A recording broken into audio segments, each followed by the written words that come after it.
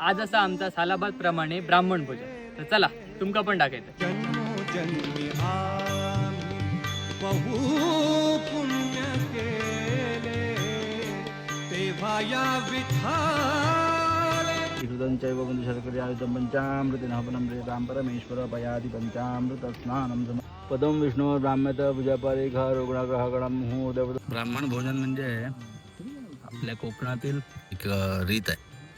त्यात आपण या स्थलाधिपती त्यांना अभिषेक, नैवेद्य, कुलदेवतेला नैवेद्य, ग्रामदेवतेला नैवेद्य आणि ब्राह्मण भोजन इत्यादी कार्यक्रम ह्याच्यात होतात.